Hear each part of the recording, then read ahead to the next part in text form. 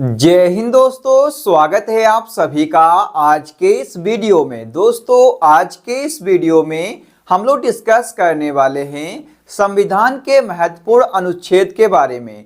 जी हाँ दोस्तों, अगर आप लोग किसी ना किसी कॉम्पिटिटिव एग्जाम की तैयारी कर रहे हो तो आज का ये वीडियो आप लोगों के लिए काफी महत्वपूर्ण होने वाला है।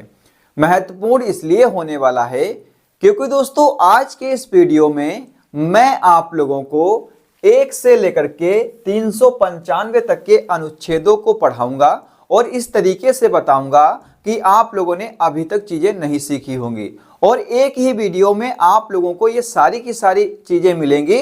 और आप लोगों को यहाँ पर हेल्प किस तरीके से मिलेगी, यहाँ से जो भी आप लोगों के अनुच्छेद हैं, भाग हैं, यहाँ से आप लोगों के कॉम्पिटिटिव एग्जाम में डायरेक्टली क्वेश्चन पूछ लिए जाते हैं। बहुत सारे एग्जामों में ये क्वेश्चन पूछे भी जा चुके हैं और इसलिए ही आप लोगों को ये वीडियो पूरा देखना होगा। कैसे देखना होगा, आप लोगों को ध्यानपूर्वक अंत तक देखोगे तो सारे के सारे आप लोगों को अनुच्छेद पता चल जाएंगे, कितने भाग हैं, कितने अनुच्छेद हैं, किसमें क्या चीजें हैं, आप लोगों को सारी की सारी इंफॉर्मेशन मिलने वाली है आज के इस वीडियो में। ये तो हो गया इस वीडियो का बेसिक इंट्रोडक्शन। अब हम लोग डिस्कस क्या करेंगे, हम लोग डिस्कस करेंगे संविधान के महत्वपूर्ण अनुच्छेद के बारे में। वो भी हम लोग 1 से 395 तक के महत्वपूर्ण अनुच्छेद देखेंगे। ठीक है, हम लोग बात कर लेते हैं सबसे पहले कि जो संविधान जब बना था ना, स्टार्टिंग में हम लोग बात करने वाले हैं कि तब इसमें कितने भाग थे और कितने अनुच्छेद थे। ठीक है, तो हम लोग बात कर लेते हैं जब संविधान बन करके रेडी हुआ था तब इसमें 22 भाग थे और यहाँ पर 395 अनुच्छेद थे। कितने थे? 22 भाग थे और 395 अनुच्छेद थे जब संविधान बनकर के रेडी हुआ था तब। ठीक है, संविधान कब बनकर के रेडी हुआ था? तो 26/1949 को बनकर के रेडी हुआ था और इसे लागू किया गया था 26 जनवरी 1950 को। ठीक है, आई थिंक आप लोगों को ये चीजें क्लियर हो गई होंगी। अब हम लोग बात कर लेते हैं लेकिन वर्तमान में अभी कितने भाग हैं हमारे संविधान में। तो हमारे संविधान में वर्तमान में अभी 25 भाग हैं और अनुच्छेद कितने हैं? अनुच्छेद हमारे संविधान में 470 अनुच्छेद हैं। कितने अनुच्छेद हैं? 470 तो अनुच्छेद हैं और 25 हमारे संविधान में भाग हैं। ठीक है, अब दोस्तों मैं आपको बताऊंगा कि ये जो 25 भाग हैं ना और 470 अनुच्छेद हैं वो किस तरीके से बढ़ाए गए हैं। जैसे कि हम लोग बात कर लेते हैं कि 22 जब भाग थे तो इसमें क्या 23वां भाग जोड़ा गया या 24वां भाग जोड़ा गया, तो इस तरीके से इसमें मतलब बढ़ोतरी नहीं की गई है। इसमें क्या किया गया है, जैसे कि 21 का जोड़ दिया गया है भाग में, तो इस तरीके से का, खा, गा इस तरीके से जोड़े गए हैं और नंबर वाइज इसमें नहीं बढ़ोतरी की गई है। ठीक है, तो यहाँ पर इस तरीके से ही इसमें का करके यहाँ पर जोड़े गए हैं, तभी यहाँ पर 25 इसके भाग बन चुके हैं। और इसी तरीके से 396, 397 इस तरीके से अनुच्छेद नहीं बढ़ाए गए हैं। किसी का बढ़ा गया, जैसे 300 का हो गया और इस तरीके से का, खा, गा करके यहाँ पर भी बढ़े हुए हैं, तभी दोस्तों वर्तमान में इनकी संख्या 470 हो गई है। ठीक है, तो अनुच्छेद कितने हैं? अनुच्छेद 470 वर्तमान में हो गए हैं, भाग हमारे 25 हो गए हैं वर्तमान में। पहले कितने थे? पहले 22 भाग थे और 395 अनुच्छेद थे। ठीक है, आई थिंक आप लोगों को यह क्लियर हो गया होगा कि वर्तमान में कितने अनुच्छेद और कितने भाग हैं। जब बनकर के रेडी हुआ था तो कितने अनुच्छेद कितने भाग थे। ठीक है, अब दोस्तों हम लोग डिस्कस करेंगे यहाँ पर कि देखिए भाग 1 में क्या है। हम लोग एक एक भाग पर डिस्कस करेंगे, आपको बताएंगे कि भाग 1 में क्या है। देखिए भाग 1 में हम लोग बात कर लेते हैं तो इसमें किस चीज के बारे में बताया गया है, इसमें संघ और राज्य के बारे में बताया गया है। और जितने भी भाग 1 में अनुच्छेद हैं वो 1 से लेकर के 4 तक ही इसमें अनुच्छेद शामिल किए गए हैं। ठीक है, जिसमें आप लोगों को मतलब संघ और राज्य के बारे में ही बताया गया है। आप लोगों को जो भी महत्वपूर्ण अनुच्छेद है मैं आपको वही कराऊंगा, हर एक अनुच्छेद में आपको नहीं कराने वाला हूं। जो एग्जाम की दृष्टिकोण से बहुत ही महत्वपूर्ण होंगे वही मैं आप लोगों को यहाँ पर अनुच्छेद कराऊंगा। ठीक है, सबसे पहले हम लोग बात कर लेते हैं यहाँ पर अनुच्छेद 1 के बारे में। ठीक है, कि अनुच्छेद 1 में क्या दिया गया है। तो अनुच्छेद 1 में क्या दिया गया है? भारत राज्यों का संघ है। का मतलब क्या कहा गया है, मतलब जो भारत है ना, हमारा जो देश है वो राज्यों के समूह से बना है। जैसे कि उत्तर प्रदेश, बिहार, झारखंड और मध्य प्रदेश। तो आप लोगों को पता होगा कि इन जब ये राज्य जब समूह में आए हैं तभी दोस्तों हमारे भारत देश का निर्माण हुआ है। तो अनुच्छेद 1 में या आर्टिकल 1 में ये कहा गया है कि भारत राज्यों का संघ है, यूनियन है। ठीक है, आई थिंक आप लोगों को पता हो गया होगा। जब भी दोस्तों एग्जाम में क्वेश्चन आपसे पूछा जाएगा तो आप लोग बता सकते हो कि भारत राज्यों का संघ है, ये किस में कहा गया है। तो अनुच्छेद 1 में कहा गया है, भाग पूछे तो भाग 1 में कहा गया है। ठीक है, आई थिंक आप लोगों को ये क्लियर हो गया होगा। अब दोस्तों हम लोग बात कर लेते हैं अनुच्छेद 2 के बारे में, आर्टिकल 2 के बारे में। ठीक है, देखिए इसमें क्या कहा गया है, संसद द्वारा नए राज्यों का प्रवेश। जैसे कि आपको पता होगा कि संसद अगर चाहे तो नए राज्य भी बना सकती है, किसी विदेशी राज्य को भी अपने देश में मिला सकती है। जैसे कि आप लोगों को पता होगा कि जब सिक्किम था ना, सिक्किम एक अलग देश था, लेकिन संसद ने इसे 16 मई 1975 ईस्वी को इसमें भारत ने इसको विलय कर लिया गया। कब किया गया? तो 16 मई 1975 ईस्वी को किया गया था। सिक्किम एक अलग देश था, उसको भारत में विलय किया गया। कब कब भारत में शामिल किया गया? राज्य का दर्जा कब दिया गया? तो 16 मई 1975 ईस्वी को दिया गया। ठीक है, आई थिंक आप लोगों को ये समझ में आ गया होगा। ये किसमें कहा गया है? अनुच्छेद 2 में कहा गया है, मतलब संसद द्वारा नए राज्यों का प्रवेश किया जा सकता है। ठीक है, आई थिंक आप लोगों को ये क्लियर हो गया होगा।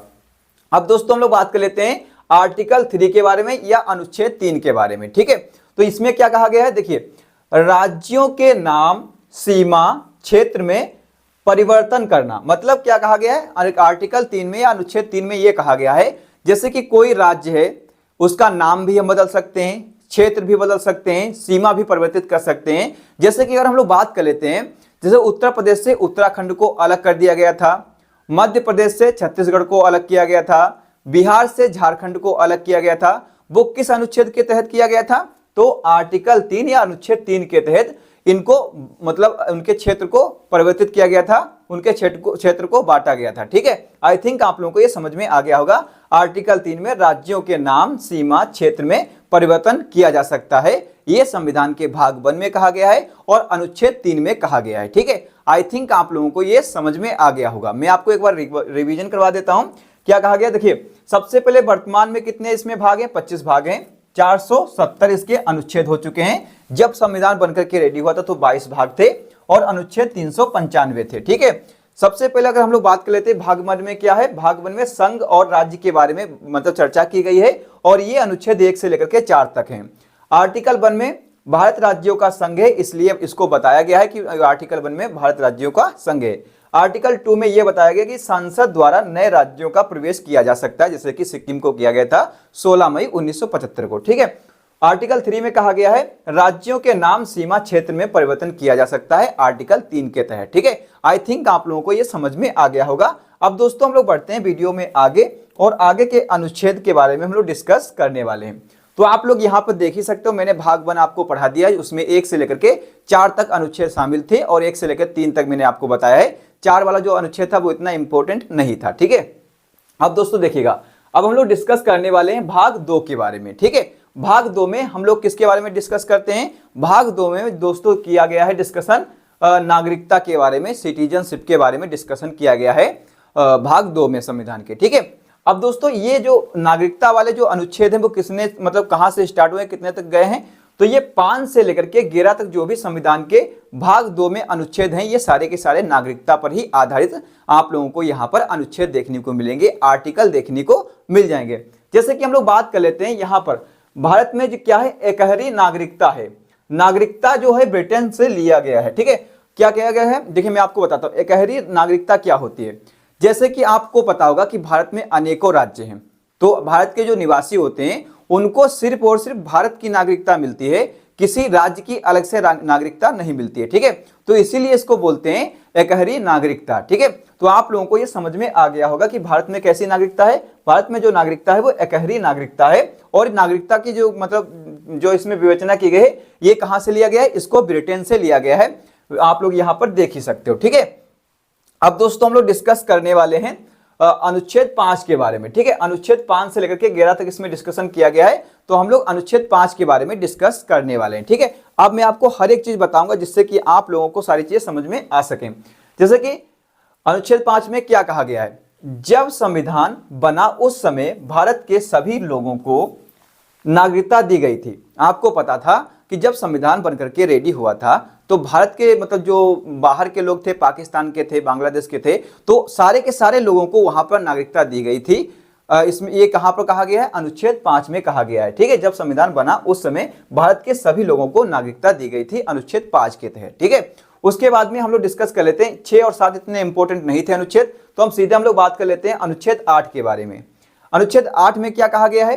जैसे कि विदेश जाने पर नागरिकता समाप्त नहीं होती है। जैसे कि आपको पता होगा कि बहुत सारे लोग विदेश घूमने के लिए जाते हैं, वहां पर थोड़ा टाइम तक रहने के लिए मतलब जाते हैं, ये उनकी नागरिकता समाप्त नहीं होगी। ये किसमें कहा गया है? जब कोई भी व्यक्ति, भारत का व्यक्ति किसी दूसरे देश में जाता है घूमने के लिए या कुछ भी करने के लिए जाता है, ठीक है, तो उसकी नागरिकता वहां पर समाप्त नहीं होगी जब तक कि वो दूसरे देश की नागरिकता नहीं लेगा। ठीक है, तो आई थिंक आप लोगों को ये समझ में आ गया होगा। ये अनुच्छेद 8 में कहा गया है विदेश जाने पर नागरिकता समाप्त नहीं होती है। ठीक है, उसके बाद में हम लोग डिस्कशन करते हैं यहाँ पर अनुच्छेद 9 में।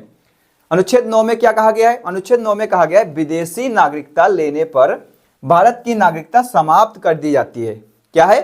जैसे कि आप भारत के निवासी हो, आप ब्रिटेन चले गए, ऑस्ट्रेलिया चले गए, अमेरिका चले गए, कनाडा चले गए, और अगर आप लोगों ने वहां की नागरिकता ली है तब आप लोगों की भारत की नागरिकता को समाप्त कर दिया जाएगा। वैसे आप लोग कहीं पर घूमने के लिए जाते हो, रहने के लिए भी जाते हो, अगर वहां की नागरिकता नहीं लेते हो तो आप लोगों की नागरिकता समाप्त नहीं की जाएगी। ठीक है, आई थिंक आप लोगों को ये समझ में आ गया होगा।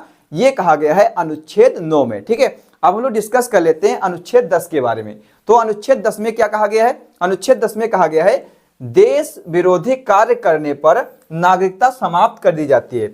जैसे कि अगर आप लोग भारत देश में रहते हो और भारत देश के खिलाफ ही आप लोग बोलते हो, इसमें आप लोग आतंकवादी बनने की संभावना मतलब बनाते हो, आप लोग कुछ ना कुछ ऐसा काम कर देते हो जो देश विरोधी होता है, तब आप लोगों की नागरिकता को समाप्त कर दिया जाएगा। ठीक है, तो ये कहां पर कहा गया है? अनुच्छेद 10 में कहा गया है देश विरोधी कार्य करने पर आपकी नागरिकता समाप्त कर दी जाएगी। ठीक है, आई थिंक आप लोगों को यह भी समझ में आ गया होगा। अब दोस्तों हम लोग डिस्कस कर लेते हैं अनुच्छेद 11 के बारे में। अनुच्छेद 11 में क्या कहा गया है? अनुच्छेद 11 में कहा गया है नागरिकता के संबंध में, देखिए मैं आपको बताता हूं, नागरिकता के संबंध में जो कानून बनाती है वो कानून गृह मंत्रालय बनाती है। क्या बनाती है? देखिए मैं आपको एक बार बता देता हूं, जो नागरिकता के जो भी कानून होते हैं वो कौन बनाती है? बनाती तो संसद है, लेकिन उनका निर्वहन जो करती है, उन पर जो नजर रखती है वो गृह मंत्रालय के द्वारा ही नजर रखा जाता है। तो इसलिए आपको पता होगा कि नागरिकता के संबंध में कानून जो है वो गृह मंत्रालय बनाती है। आई थिंक आप लोगों को ये समझ में आ गया होगा। ये अनुच्छेद 11 में कहा गया है कि जो नागरिकता है, नागरिकता के लिए कानून गृह मंत्रालय बनाती है। आई थिंक आप लोगों को ये समझ में आ गया होगा। तो ये सारी चीजें मैंने आपको बता दी हैं। भाग 2 में नागरिकता के बारे में डिस्कशन किया गया है, वो भी 5 से लेकर के 11 तक जो अनुच्छेद हैं वो आप लोगों के नागरिकता पर ही आधारित मतलब अनुच्छेद हैं। भारत की एकहरी नागरिकता है और ये नागरिकता का जो मतलब प्रावधान था वो ब्रिटेन के संविधान से लिया गया है। और अनुच्छेद 5 में जब संविधान बना उस समय भारत के सभी लोगों को नागरिकता दी गई थी। और अनुच्छेद 8 में कहा गया है विदेश जाने पर आपकी नागरिकता समाप्त नहीं की जाएगी। और इसके बाद अनुच्छेद 9 पर कहा गया है कि विदेशी नागरिकता लेने पर आपकी भारत की नागरिकता समाप्त कर दी जाएगी। और अनुच्छेद 10 में कहा गया है कि अगर आप लोग देश विरोधी कार्य करते हो तो आप लोगों की भारत की नागरिकता समाप्त कर दी जाएगी। ठीक है, अनुच्छेद 11 में कहा गया कि नागरिकता के कानून, जो नागरिकता के संबंध में जो कानून बनते हैं वो गृह मंत्रालय ही बनाती है। आई थिंक आप लोगों को ये अनुच्छेद 2 से मतलब 5 से लेकर के 11 तक आप लोगों के क्लियर हो चुके होंगे, जो नागरिकता पर आधारित आप लोगों के अनुच्छेद थे। ठीक है, तो भाग 1 में मैंने आपको बता दिया, भाग 2 मैंने आपको बता दिया। अब दोस्तों हम लोग बढ़ते हैं वीडियो में आगे और भी सारी चीजें मैं आपको बताने वाला हूं। तो अब हम लोग आ चुके हैं भाग 3 पर। क्या? हाँ, कहां पर आ गए हम लोग? भाग 3 पर आ चुके हैं। और भाग 3 में हम लोग डिस्कस करने वाले हैं मूल अधिकारों के बारे में। ठीक है, मूल अधिकार किसे बोलते हैं? फंडामेंटल राइट्स को हम लोग मूल अधिकार बोलते हैं। और ये जो अनुच्छेद है ये 12 से लेकर के 35 तक आप लोगों को भाग 3 में मूल अधिकारों के बारे में ही डिस्कशन किया गया है संविधान में। ठीक है, अब दोस्तों लोग डिस्कशन कर लेते हैं जो मूल अधिकार हैं, फंडामेंटल जो राइट्स हैं वो कहां से लिए गए थे? दोस्तों इन्हें जो लिया गया था वो यूएसए के संविधान से लिया गया था। मूल अधिकारों को कहां से लिया गया था? तो यूएसए के संविधान से लिया गया था, यूनाइटेड स्टेट ऑफ अमेरिका के संविधान से लिया गया था। ठीक है, आई थिंक आप लोगों को ये क्लियर हो गया होगा। अब दोस्तों हम लोग डिस्कस कर लेते हैं अनुच्छेद 13 के बारे में। अनुच्छेद 13 में क्या कहा गया है? अनुच्छेद 13 में अल्पीकार के बारे में बताया गया है। दोस्तों ये अल्पीकार क्या होता है? जैसे कि आपको पता है भारत के संविधान ने आपको नागरिकता दी है। अगर दोस्तों आप लोग अपनी नागरिकता से किसी और की नागरिकता को इफेक्ट करते हो, प्रभावित करते हो, तो वहां पर आपकी नागरिकता को समाप्त कर दिया जाएगा। जैसे कि हमारी नागरिकता हमें मिली है, बोलने की नागरिकता है, मतलब जो हमारे मूल अधिकार हैं बोलने की है, टहलने की है, लेकिन उसके माध्यम से अगर मैं अब किसी और की नागरिकता को प्रभावित करता हूं तो वहां पर हमारी जो नागरिकता है वो समाप्त कर दी जाएगी। ठीक है, तो हम किसी और की नागरिकता को प्रभावित नहीं कर सकते हैं। हमें नागरिकता मिली है, मतलब हमें जो राइट्स मिले हैं वो हमारे लिए मिले हैं, किसी और को प्रताड़ित करने के लिए नहीं दिए गए हैं। ठीक है, तो अल्पीकार में यही बताया गया है अनुच्छेद 13 में कि हम किसी और के फंडामेंटल राइट को प्रभावित नहीं कर सकते हैं। ठीक है, अल्पीकार आप लोगों को अनुच्छेद 13 में देखने को मिल जाएगा। ठीक है, उसके बाद में हम लोग डिस्कस करेंगे। देखिए, समानता का अधिकार जो है भाग 3 में दिया गया है, मूल अधिकार के अंतर्गत समानता का अधिकार 14 से लेकर के 18 तक आप लोगों को देखने को मिल जाएगा। यहां से भी काफी अच्छे आप लोगों के क्वेश्चन बन जाते हैं। जैसे कि आप लोगों को पता होगा कि अनुच्छेद 14 जो है वो विधि के समक्ष समानता, कानून का समान संरक्षण क्या है। आप लोगों को पता होगा कि विधि के समक्ष समानता मतलब विधि के समक्ष क्या होता है, कानून के नजरों में सारे के सारे लोग बराबर होंगे, चाहे वो गरीब हो चाहे वो अमीर हो। वो कहां पर कहा गया है, वो कहा गया है अनुच्छेद 14 में, विधि के समक्ष समानता, कानून का समान संरक्षण। ठीक है, और दोस्तों ये जो लिया गया था ये ब्रिटेन के संविधान से लिया गया था। ये अनुच्छेद 14 जो है विधि के समक्ष समानता जो है वो ब्रिटेन के संविधान से लिया गया था। आई थिंक आप लोगों को ये भी क्लियर हो गया होगा। उसके बाद में अनुच्छेद 15 जो है इसमें क्या कहा गया है, जैसे कि जाति, धर्म, लिंग, जन्म स्थान पर भेदभाव नहीं किया जा सकता है।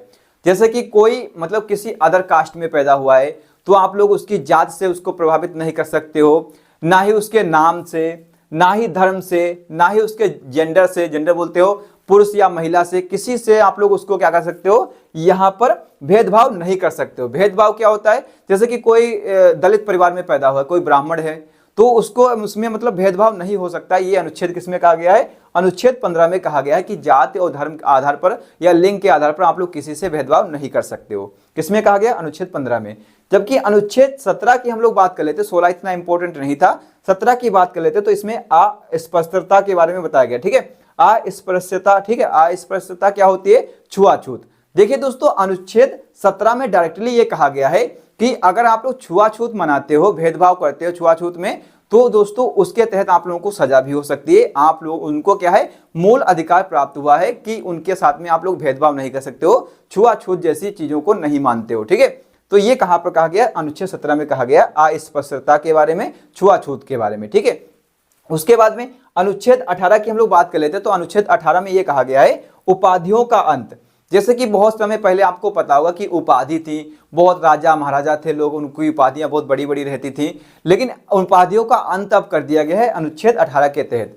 अब वही लोग उपाधि रख सकते हैं, जैसे कि सेना के क्षेत्र में रख सकते हैं, कोई जनरल है, कोई कर्नल है, कोई ब्रिगेडियर है, और तो ये लोग रख सकते हैं। जैसे कि किसी को भारत रत्न मिला है, परमवीर चक्र मिला है, तो ये लोग रख सकते हैं। लेकिन दोस्तों और कोई यहाँ पर उपाधि नहीं रख सकता है। शिक्षा के क्षेत्र में रख सकते हैं और सेना के क्षेत्र में रख सकते हैं, लेकिन और कोई ऐसे ही जो उपाधियां पहले चलती थी राजा महाराजाओं के समय, तो वो उपाधियों का अंत कर दिया गया, वो उपाधि अब कोई भी नहीं रख सकता है। ठीक है, आई थिंक आप लोगों को ये भी पता हो गया होगा। तो आप लोग समझ सकते हो कि इसमें भाग 3 में कहा गया है मूल अधिकारों के बारे में। मूल अधिकार 12 से लेकर के 35 तक हैं और इसे यूएसए के संविधान से लिया गया है। अनुच्छेद 13 में अल्पीकार के बारे में बताया गया है। समानता का अधिकार 14 से 18 तक है। इसमें अनुच्छेद 14 जो है वो विधि के समक्ष समानता, मतलब कानून के नजरों में सारे के सारे लोग समान होंगे, इनको ब्रिटेन के संविधान से लिया गया है। अनुच्छेद 15 में जाति पात के आधार पर आप लोग भेदभाव नहीं कर सकते हो। अनुच्छेद 17 में आप लोग छुआछूत जैसी मतलब चीजों को नहीं मानोगे, और अनुच्छेद 18 में कहा गया है उपाधियों का अंत किया गया है। ठीक है, आई थिंक आप लोगों को ये पता चल गया होगा। अब दोस्तों हम लोग डिस्कस करते हैं, आगे बढ़ते हैं और भी सारी चीजों पर हम लोग डिस्कशन कर लेते हैं। ठीक है, तो दोस्तों अब आप लोग यहां पर देख ही सकते हो, यहां पर क्या कहा गया है, यहां पर देखिए अब भाग 3 की हम लोग बात कर लेते हैं। मूल अधिकार ही हमारा चल रहा है, क्या है अभी मैं आपको बताऊंगा। देखिए भाग 3 पर ही हम लोग डिस्कशन कर रहे हैं और हमारा मूल अधिकार ही चल रहा है। 12 से 35 तक ही हम लोग अभी डिस्कशन कर रहे हैं और इसमें हम लोग डिस्कशन करने वाले हैं स्वतंत्रता के अधिकार के बारे में। देखिए हर एक व्यक्ति को, भारत में रहने वाले व्यक्ति को जिसको नागरिकता मिली है, उनको स्वतंत्रता का अधिकार दिया गया है। ये मूल अधिकार के तहत आता है। ये रखे गए हैं 19 से 22 तक, ये दोस्तों जो हैं वो स्वतंत्रता के अधिकार में ही काउंट किए जाते हैं। सबसे पहले आप लोग इसमें अनुच्छेद 19 के बारे में जान लीजिएगा। अनुच्छेद 19 में क्या कहा गया है, सभी तरह की स्वतंत्रता है। सभी तरह की स्वतंत्रता आप लोग समझ सकते हो। कौन कौन सी स्वतंत्रता है हमें, अभिव्यक्ति की स्वतंत्रता, अभिव्यक्ति मतलब बोलने की स्वतंत्रता हमें, ठीक है, हम बोल सकते हैं कहीं पर भी, अगर चीजें सही हैं तो उन पर हम लोग डिस्कशन कर सकते हैं। ये हमें संविधान के 19वें अनुच्छेद के तहत हमें प्राप्त किया गया है मौलिक अधिकारों के तहत। ठीक है, और उसके बाद में हमें सभा करने की भी यहाँ पर क्या है अनुमति मिलती है। उसके बाद में संगठन बनाने की भी अनुमति मिलती है। उसके बाद में हमें घूमने की भी स्वतंत्रता मिलती है, बसने की भी स्वतंत्रता मिलती है, संपत्ति खरीदने का भी अधिकार है। लेकिन जो संपत्ति खरीदने का अधिकार जो है इसको अब हटा दिया गया है मौलिक अधिकार से, इसको अब कानूनी अधिकार बना दिया गया है, ठीक है। उसके बाद में व्यवसाय करने की भी स्वतंत्रता है। अब दोस्तों मैं आपको एक एक चीज के बारे में डिटेल से डिस्कशन करवाता हूं। जैसे कि अभिव्यक्ति की स्वतंत्रता आपको है, लेकिन दोस्तों आप लोग देश विरोधी नहीं बोल सकते हो। आप लोगों को बोलने की बोलने की छूट दी गई है अनुच्छेद 19 के तहत, मूल अधिकारों के तहत। लेकिन आप लोग देश विरोधी या ऐसी चीजों पर नहीं बोल सकते हो जो देश के हित में ना हो, ठीक है। उसके बाद में सभा करने की स्वतंत्रता है। सभा आप लोग कर सकते हो, सभा जैसे कि बिना हथियारों की आप लोग यहाँ पर सभा कर सकते हो। सभा में आप लोग ऐसी बातें नहीं कर सकते जो देश विरोधी होनी चाहिए। तो आप लोग देश के समक्ष आप लोग समानता रखोगे, देश के हित में कार्य करोगे तो आप लोग सभा भी कर पाओगे। संगठन बनाने की भी स्वतंत्रता है, लेकिन संगठन आप लोग आतंकवादियों का संगठन बनाओगे तो उसकी अनुमति आपको नहीं मिलेगी। समाज में आप लोग अच्छी चीजें करोगे तो उसके लिए आप लोग संगठन भी बना सकते हो। घूमने की भी स्वतंत्रता है। अब घूमने की स्वतंत्रता में आप लोगों को ये लगता होगा कि आप भारत में कहीं पर भी चाहो वहां घूम सकते हो। जो भी टूरिस्ट प्लेस है वहां तो आप लोग घूमोगे ही घूमोगे, हर एक राज्य में भी जा सकते हो, लेकिन सेना के आप लोग क्षेत्र में नहीं जा सकते हो। जहां पर सरकार के द्वारा अनुमति नहीं दी जाती है वहां पर आप लोग घूम नहीं सकते हो। जहां पर सरकार के द्वारा अनुमति है तो वहीं पर आप लोग जा सकते हो, ठीक है। आई थिंक आप लोगों को ये समझ में आ गया होगा। बसने की भी स्वतंत्रता है, तो आप लोग बस भी सकते हो, हर जगह आप लोग चाहो बस सकते हो, लेकिन सेना या गवर्नमेंट की स्थान पर आप लोग नहीं बस सकते हो। अगर गवर्नमेंट की अनुमति है तो वहां पर आप लोग बस सकते हो, ठीक है। संपत्ति खरीदने का अधिकार, ये तो पहले मौलिक अधिकार में था, लेकिन अब इसको यहां से हटा करके कानूनी अधिकार बना दिया गया है, ठीक है। व्यवसाय करने की स्वतंत्रता, व्यवसाय बोले तो व्यापार करने की, धंधा करने की, बिजनेस करने की भी स्वतंत्रता आप लोगों को दी गई है, ठीक है। आई थिंक आप लोगों को यह भी समझ में आ गया होगा। अब दोस्तों हम लोग डिस्कशन कर लेते हैं अनुच्छेद 20 पर। अनुच्छेद 20 में हमें क्या कहा गया है, इसमें 3 स्वतंत्रता है, मतलब 3 स्वतंत्रता क्या क्या है, तो हमें क्या क्या फ्रीडम दिए गए हैं इसके तहत। 3 में से 2 ज्यादा इंपॉर्टेंट है, जैसे कि एक गलती की एक सजा, मतलब जैसे कि कोई आप लोग अपराध करते हो तो एक अपराध के लिए आपको एक ही बार सजा मिलेगी। जैसे कि आप लोगों ने मर्डर किया या किसी और चीजें आप लोगों ने की, ठीक है। जैसे कि मान लेते हैं किसी अब छोटा मोटा आपने अपराध किया, उसमें आप लोगों की 6 माह की जेल सुनाई गई या 6 माह का आप लोगों को कारावास दिया गया, तो आप लोगों ने उसको अगर पूर्ण कर लिया है, सरकार ने उसको आप जेल जाकर के आ चुके हैं 6 महीने के बाद में, तो आप लोगों को वो दोबारा सजा अब नहीं दी जाएगी, क्योंकि एक दंड के लिए या एक अपराध के लिए आपको एक ही बार सजा दी जाती है, ठीक है। ये कहां पर कहा गया है, अनुच्छेद 20 में कहा गया है कि आप लोग अगर एक गलती करते हो तो एक ही बार उसकी सजा मिलेगी, बार बार उस गलती के लिए आपको सजा नहीं दी जाएगी। उसके बाद में सजा वर्तमान कानून के आधार पर दी जाएगी। जैसे कि आपको पता होगा, जैसे कि किसी ने कोई काम किया, अपराध किया, आज की डेट में किया, तो उस अपराध के लिए जो सजा आज की डेट में होगी वही सजा सुनाई जाएगी और उसका फैसला चाहे कभी भी आए, ठीक है। तो जब कोई व्यक्ति अपराध करता है तो उसी के समय के अनुसार उस कानून के लिए या उस अपराध के लिए जो भी कानून होगा, जो भी सजा होगी, तो उस समय के अनुसार ही दी जाएगी, ना कि जब फैसला आएगा तो उस समय के अनुसार, ठीक है। आई थिंक आप लोगों को पता हो गया कि अगर हम लोग अपराध आज करते हैं तो आज के हिसाब से जो मैंने अपराध किया, जो आज सजा होगी उसी के हिसाब से हमें सजा मिलेगी, फैसला चाहे जब भी आए, ठीक है। आई थिंक आप लोगों को यह समझ में आ गया होगा। उसके बाद में अनुच्छेद 21 के बारे में लोग डिस्कस करते हैं। तो अनुच्छेद 21 में क्या कहा गया है, प्राण एवं दैहिक स्वतंत्रता के बारे में बताया गया है। इसमें निजता का अधिकार भी आप लोगों को दिया गया है। दोस्तों ये प्राण एवं दैहिक स्वतंत्रता क्या होती है, इसमें क्या है, इसमें दोस्तों कोई किसी के प्राण यहां पर नहीं ले सकता है और स्वयं आप खुद अपने प्राण नहीं ले सकते हो, खुद आत्महत्या आप लोग नहीं कर सकते हो। ये कानूनन अपराध हो जाएगा कि अगर आप लोग ये किसी के प्राण लेते हो या खुद अपने आप ही आप लोग आत्महत्या करते हो, तो ये अनुच्छेद 21 में कहा गया है ये कानूनी अपराध हो जाएगा, ठीक है।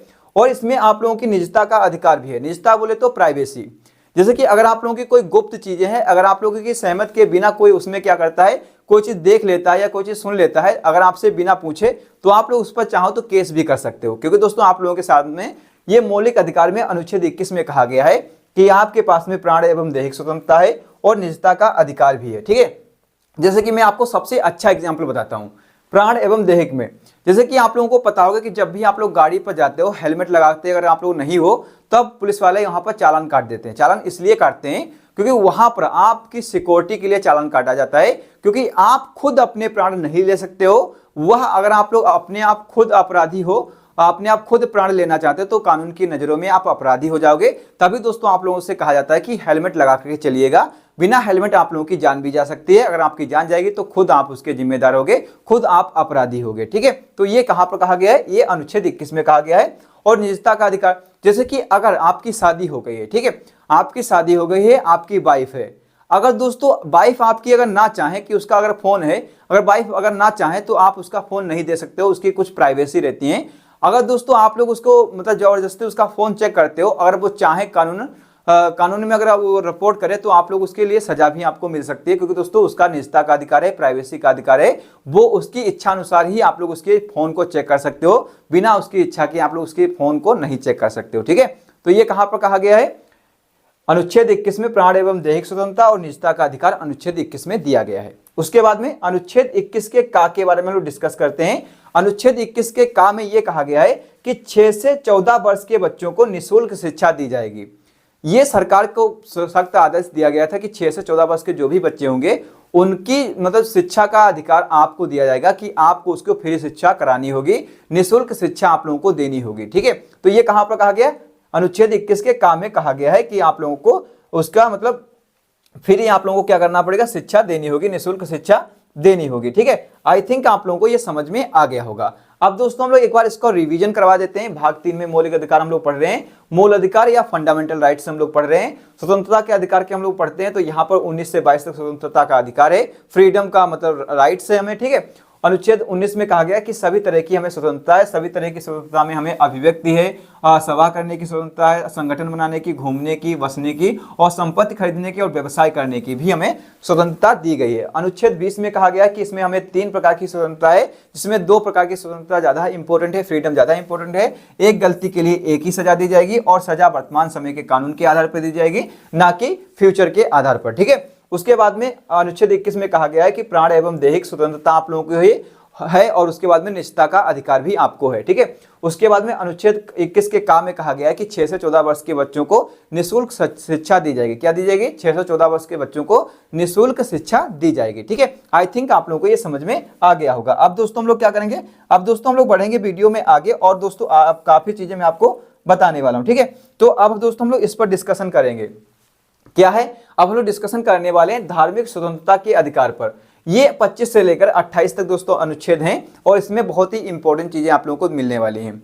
जैसे कि अगर हम लोग बात कर लेते हैं अनुच्छेद 25 के बारे में, देखिए अनुच्छेद 25 में यह कहा गया है कि अंतःकरण की स्वतंत्रता है। ठीक है, उसके बाद में व्यक्तिगत धार्मिक स्वतंत्रता आपको दी जाती है। अंतःकरण मतलब बोले तो अगर दोस्तों आप लोग अंदर ही अंदर किसी धर्म को अपनाना चाहते हो, खुद से अपनाना चाहते हो, तो आप लोग अपना सकते हो। उसी तरीके से व्यक्तिगत धार्मिक स्वतंत्रता, कोई व्यक्ति चाहे किसी भी धर्म को यहाँ पर अपना सकता है, उसके लिए कोई भी प्रावधान नहीं है।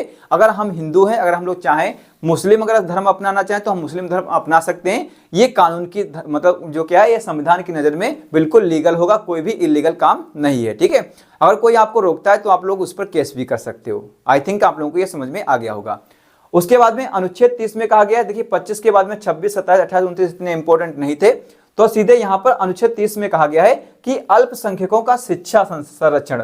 मतलब अगर आप लोग अल्पसंख्यक में आते हैं, जैसे कि बहुत सारे लोग हैं, जैन लोग हैं, बौद्ध लोग हैं, अगर वो अल्पसंख्यक में आते हैं, अगर वो लोग चाहें तो अपना अलग शिक्षा संस्थान बना सकते हैं। उनके लिए अलग शिक्षा संस्थान बनाने के लिए अनुमति दी जाती है संविधान के अनुच्छेद 30 में। ठीक है, तो अल्पसंख्यकों से आप लोग भेदभाव भी नहीं कर सकते हो शिक्षा के अधिकार में भी। ठीक है, तो आई थिंक आप लोगों को यह भी समझ में आ गया होगा, अल्पसंख्यकों का शिक्षा संरक्षण मतलब अलग उनका संस्थान बना सकते हैं वे लोग। ठीक है, उसके बाद में अनुच्छेद 32 में अगर हम लोग बात करते हैं तो अनुच्छेद 32 में यह कहा गया है कि संवैधानिक उपचार का अधिकार।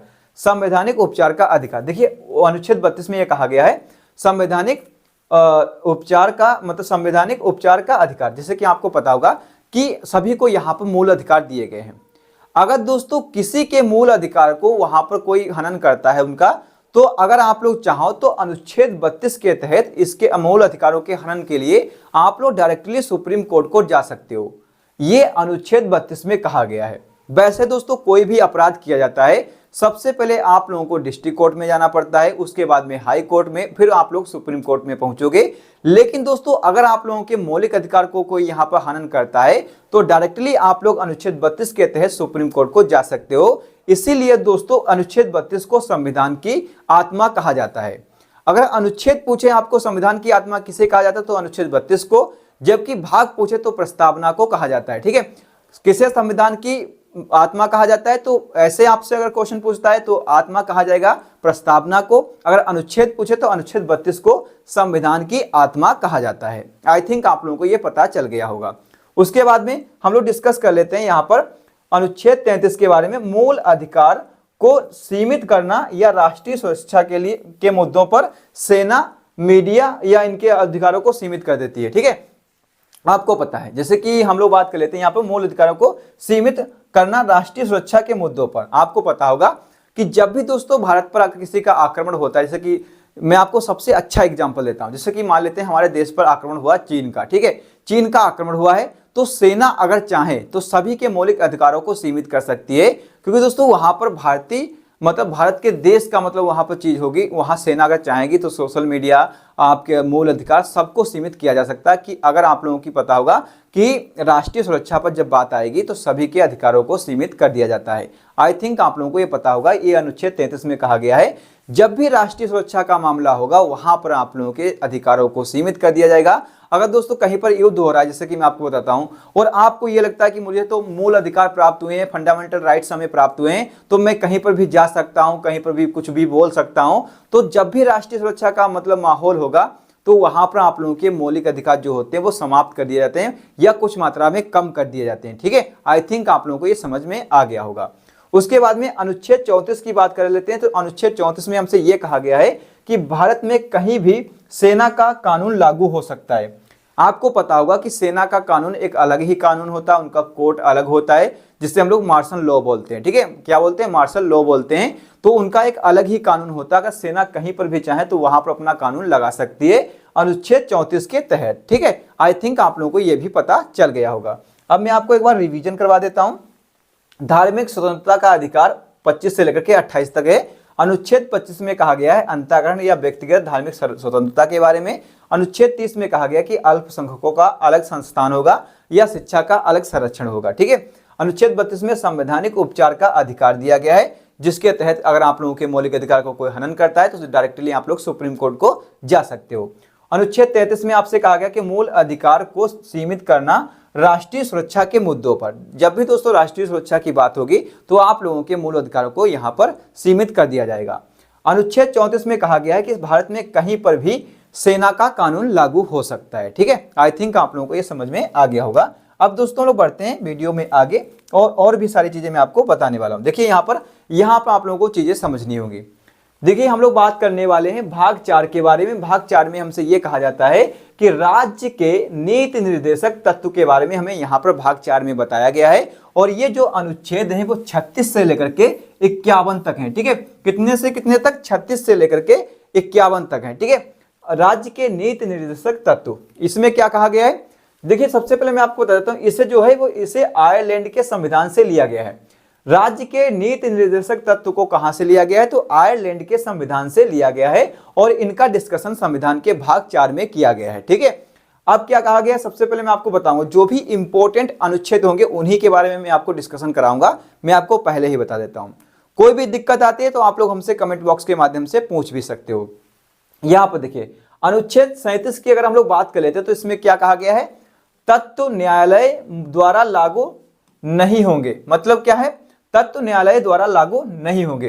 कोई भी चीजें हैं अगर आप लोग चाहो तो न्यायालय द्वारा लागू करवा सकते हो, लेकिन यहां पर आप लोग कोई भी चीज मतलब न्यायालय के द्वारा लागू नहीं करवा सकते हो, क्योंकि दोस्तों ये मौलिक अधिकार नहीं है। अगर सरकार के सामने कोई भी चीजें होंगी, जैसे कि राशन है, ठीक है, अगर राशन सरकार के पास में बजट होगा तो अगर वो दे सकती है तो तभी देगी। अगर उसके लिए अगर आप लोग चाहो कि आप सभी लोगों को राशन मिलना चाहिए, अगर वहां पर एक एक व्यक्ति चाहेगा कि वहां पर कोर्ट में जाकर के केस करे तो ऐसा संभव नहीं होगा। सरकार के पास में जितना बजट होगा और जिस जिसको देना चाहेगी, जो भी पात्र होंगे, तो उसी तरीके से उसको दे सकते हैं। इसके लिए कोई भी न्यायालय नहीं जा सकता है। ठीक है, आई थिंक आप लोगों को ये समझ में आ गया होगा।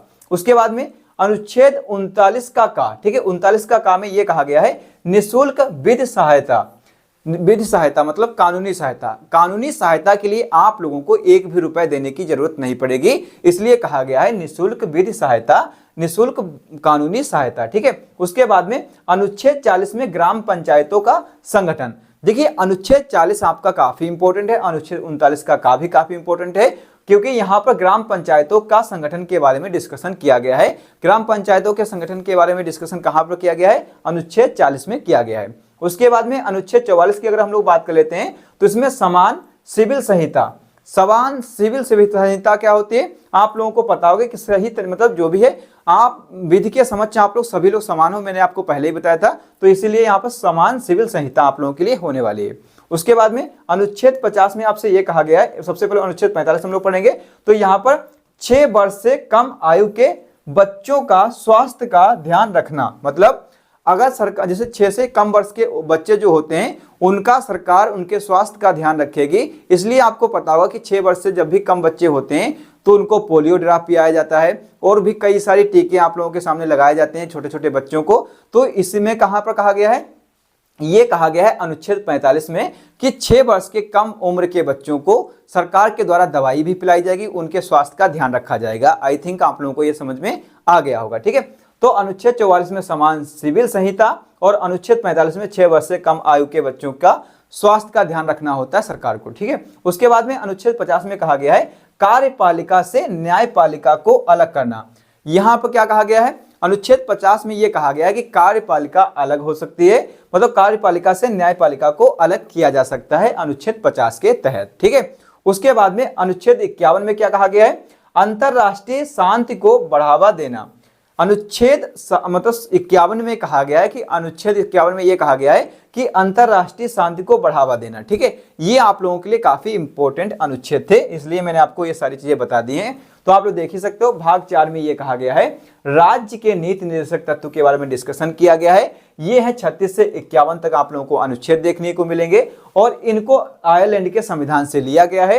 अनुच्छेद 37 में कहा गया है तत्व न्यायालय द्वारा लागू नहीं किए जाएंगे, वो तो मैंने आपको बता ही दिया। अनुच्छेद 39 के काम में कहा गया है निःशुल्क विधि सहायता और अनुच्छेद 40 में कहा गया है ग्राम पंचायतों का संगठन। अनुच्छेद 44 में कहा गया है समान सिविल संहिता और अनुच्छेद 45 में कहा गया है 6 वर्ष से कम उम्र के बच्चों का स्वास्थ्य का ध्यान जो रखेगी वो सरकार रखेगी। और अनुच्छेद 50 में कहा गया है कार्यपालिका से न्यायपालिका को अलग किया जा सकता है और अनुच्छेद 51 में कहा गया है अंतरराष्ट्रीय शांति को बढ़ावा देना। ठीक है, आई थिंक आप लोगों को ये समझ में आ गया होगा। अब दोस्तों हम लोग बढ़ते हैं वीडियो में आगे और आगे की चीजें भी मैं आपको समझाने वाला हूं। ठीक है, अगर दोस्तों आप लोग अभी तक बोर होने लग गए हो तो आप लोग मतलब क्या करूंगा, मैं आपको बहुत ही अच्छी तरीके से चीजें और भी पढ़ाने वाला हूं। आप लोगों के लिए इंपॉर्टेंट कंटेंट आने वाला है। अगर दोस्तों आप लोग एक बार में बोर हो जाते हैं तो थोड़ा थोड़ा वीडियो कई बार में आप लोग देख सकते हो, क्योंकि दोस्तों ये वीडियो आप लोगों के लिए काफी महत्वपूर्ण होने वाला है। दोस्तों आप लोग यहाँ पर देख ही सकते हो, भाग 5 की अगर हम लोग बात कर लेते हैं, इसमें यूनियन के बारे में बताया गया है। यूनियन बोले तो संघ के बारे में बताया गया है। इसमें दोस्तों जो आपके अनुच्छेद है वो 52 से लेकर के 151 तक अनुच्छेद आप लोगों को इसमें देखने को मिलेंगे। भाग 5 में यूनियन के बारे में डिस्कशन किया गया है, संघ के बारे में डिस्कशन किया गया है और ये अनुच्छेद 52 से लेकर के 151 तक आप लोगों को देखने को मिल जाएंगे। ठीक है, इसमें जो भी इंपॉर्टेंट अनुच्छेद होंगे वही मैं आपको बताऊंगा। सबसे पहले हम डिस्कशन कर लेते हैं राष्ट्रपति के बारे में। राष्ट्रपति के बारे में डिस्कशन करेंगे जिनका वर्णन किया गया है अनुच्छेद 52 से लेकर के अनुच्छेद 61 तक आप लोगों का राष्ट्रपति के बारे में ही डिस्कशन किया गया है। इसमें सबसे इंपॉर्टेंट चीजें आप लोगों को यहां पर देखने को मिलेंगी। अनुच्छेद 52 में यह कहा गया है कि राष्ट्रपति का पद होना चाहिए।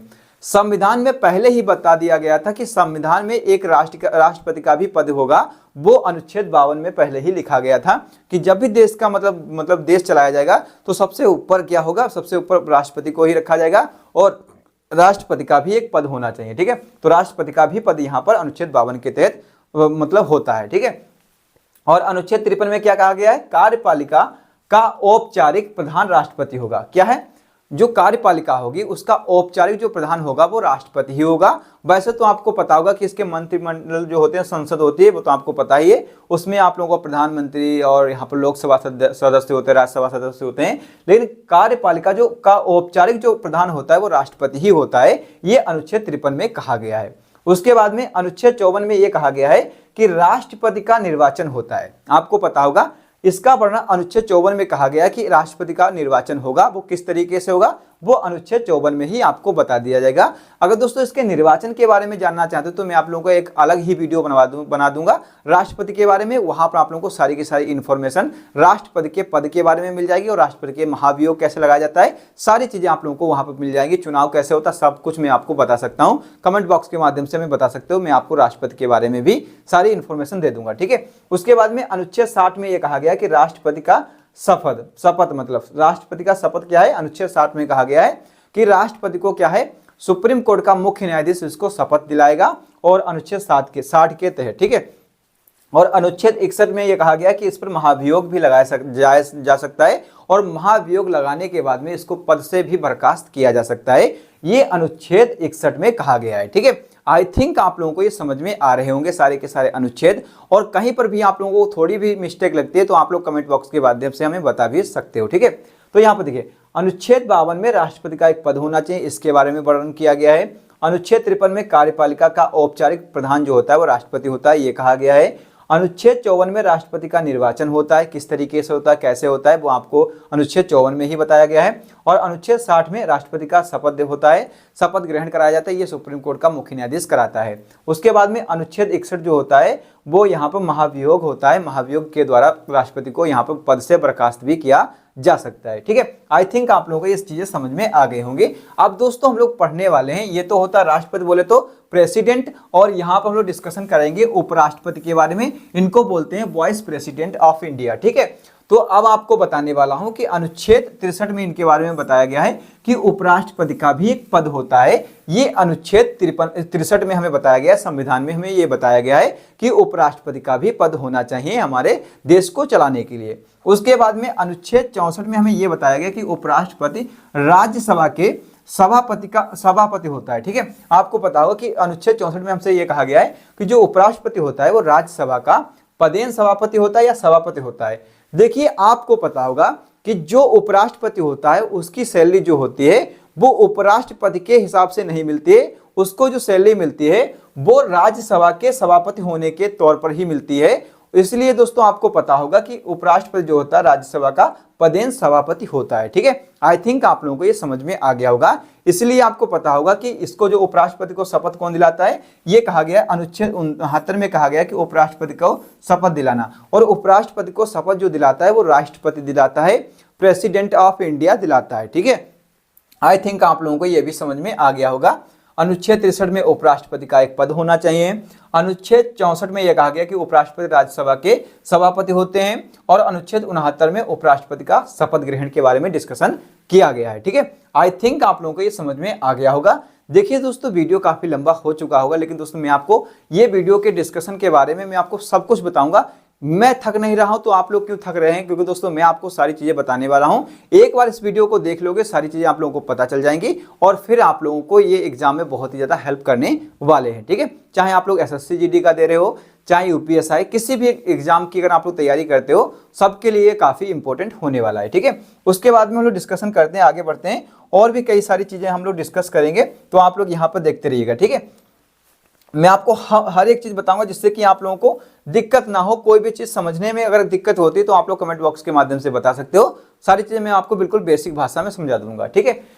हम लोग डिस्कस करने वाले हैं भाग 5 के बारे में, यूनियन मतलब संघ के बारे में। 52 से हम लोग 151 की डिस्कशन कर रहे हैं, तो इसमें हम लोग डिस्कशन करने वाले हैं अनुच्छेद 72 के बारे में। अनुच्छेद 72 में हमसे ये कहा गया है, संविधान में ये कहा गया है कि राष्ट्रपति की समाधान शक्तियों के बारे में। जो राष्ट्रपति होता है वो अगर चाहे, किसी को भी फांसी हुई है तो राष्ट्रपति किसी की फांसी को सजा को भी यहाँ पर क्या कर सकती है, बर्खास्त कर सकती है, ठीक है। उसकी सजा को कम भी कर, किसी भी सजा को कम भी कर सकता है, फांसी की सजा को भी यहाँ पर मतलब रोक सकता है, या बंद भी कर सकता है, या बर्खास्त भी कर सकता है, ठीक है। किसके पास में पावर होता है, सिर्फ राष्ट्रपति के पास ही पावर दिया जाता है फांसी की सजा को रोकने के लिए, और किसी के पास में ये मतलब पावर नहीं होता है कि किसी भी व्यक्ति की फांसी की सजा को वो रोक पाए सिवाय राष्ट्रपति के, ठीक है। अब दोस्तों लोग डिस्कशन करने वाले हैं अनुच्छेद 74 के बारे में। अनुच्छेद 74 में हमसे ये कहा गया है कि राष्ट्रपति के सलाह के लिए मंत्रिपरिषद होना चाहिए। आपको पता होगा कि राष्ट्रपति की मतलब क्या है, सलाह के लिए मंत्रिपरिषद होना चाहिए, जिसको ही हम लोग बोलते हैं संसद। संसद के 3 अंग होते हैं, राष्ट्रपति, लोकसभा, राज्यसभा। अंग की बात करें, अगर हम लोग सदन की बात करते हैं संसद के, तो 2 सदन होते हैं, लोकसभा, राज्यसभा। ठीक है, आई थिंक आप लोगों को ये पता होना चाहिए। उसके बाद में अनुच्छेद 75 की अगर हम लोग बात कर लेते हैं, मंत्रियों के बारे में अन्य उपबंध। ठीक है, मंत्रियों के बारे में अन्य उपबंध के बारे में जो बताया गया वो अनुच्छेद 75 में ही बताया गया है। ठीक है, उसके बाद में अनुच्छेद 76 के बारे में हम लोग बात कर लेते हैं, तो यहाँ पर महान्यायवादी के बारे में बताया गया है। जो अटॉर्नी जनरल होते हैं, महान्यायवादी हमारे होते हैं, वो अनुच्छेद 76 के तहत हमें बताया गया है। उसके बाद में अनुच्छेद 79 में हमें संसद के बारे में बताया गया है कि संसद के कितने अंग होते, कितने सदन होते, सारी की सारी जानकारी आप लोगों को अनुच्छेद 79 में बताई जाती है संसद के बारे में। और अनुच्छेद 80 में आप लोगों को राज्यसभा के बारे में बताया जाता है। आप लोगों को यहाँ पर एक एक अनुच्छेद ध्यान रखना होगा, क्योंकि दोस्तों ये अनुच्छेद काफी इंपॉर्टेंट होने वाले हैं आप लोगों के एग्जाम पॉइंट ऑफ व्यू से। ठीक है, देखिए अनुच्छेद 79 में संसद के बारे में डिस्कशन किया गया है, अनुच्छेद 80 में राज्यसभा, और अनुच्छेद 81 में आप लोगों की लोकसभा के बारे में डिस्कशन किया गया है। और अनुच्छेद 100 में आप लोगों का जो होगा वो गणपूर्ति के बारे में डिस्कशन किया गया है। आई थिंक आप लोगों को सारी चीजें पता होंगी। अब दोस्तों हम लोग बात कर लेते हैं अनुच्छेद 108 में, यहाँ पर संयुक्त अधिवेशन के बारे में भी यहाँ पर बताया गया है। वीडियो काफी लंबा हो चुका होगा, लेकिन दोस्तों मैं आपको शॉर्ट में सारी चीजें बताऊंगा। उसके बाद में अनुच्छेद 110 में कहा गया है धन विधेयक के बारे में। धन विधेयक आपको पता होगा कि धन विधेयक किसे कौन पास कर सकता है, तो संसद के द्वारा ही ये पास किया जा सकता है। ठीक है, और कोई नहीं कर सकता है। उसके बाद में आप लोगों को मैंने आपको बता ही दिया क्या क्या चीजें बताई मैंने। अनुच्छेद 72 में राष्ट्रपति की क्षमादान शक्तियां दी गई हैं। अनुच्छेद 74 में राष्ट्रपति के सलाहकार के लिए मंत्रिपरिषद होना चाहिए। अनुच्छेद 75 में मंत्रियों के बारे में अन्य उपबंध के बारे में डिस्कशन किया गया है। और अनुच्छेद 76 में महान्यायवादी के बारे में डिस्कशन किया है।